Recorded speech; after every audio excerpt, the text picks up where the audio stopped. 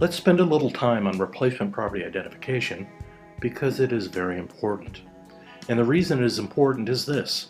For those few exchanges that fail, they often fail because of deficiencies or discrepancies in the identification of replacement properties. So it is worth a little time to truly understand identification. First off is this.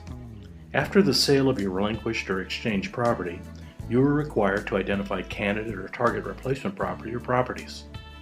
And the rules regarding your identification require that this identification be made within 45 days of the transfer of your relinquished property, and it must be in writing. Now, if you've sold more than one property, the 45-day period actually starts when the first asset transfers. So what are the identification rules? Well, here they are, 2 rules and 1 exception. First, the 3 property rule, meaning that you can identify up to 3 properties of any value. If you prefer to identify more than 3 properties, you should consider the 200% rule. It allows you to identify more than 3 properties. However, when you do, the aggregated value of all the properties you have identified cannot exceed more than 200% of the value of the property you relinquished or sold.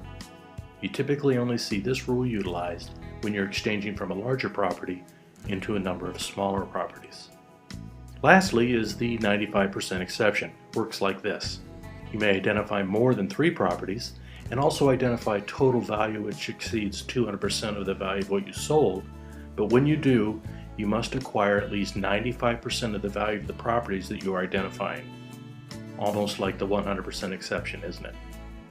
Now, I mentioned that the identification had to be in writing. This is how that is done. You may make the identification to your qualified intermediary facilitator or to one of the other parties to the exchange. For instance, your closer, settlement agent, or escrow holder, or the seller of the proposed replacement property. It's also important to remember that once you have made an identification and your 45-day period has elapsed, it cannot be changed. This is why you need to make very sure that you can acquire the property or properties that you are identifying.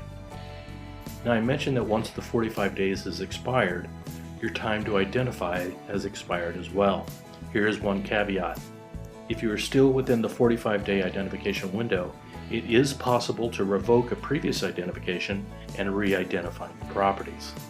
This is helpful in those instances where maybe a property that you had an interest in is no longer available, but you still want to have some flexibility in what you purchase. And that is identification.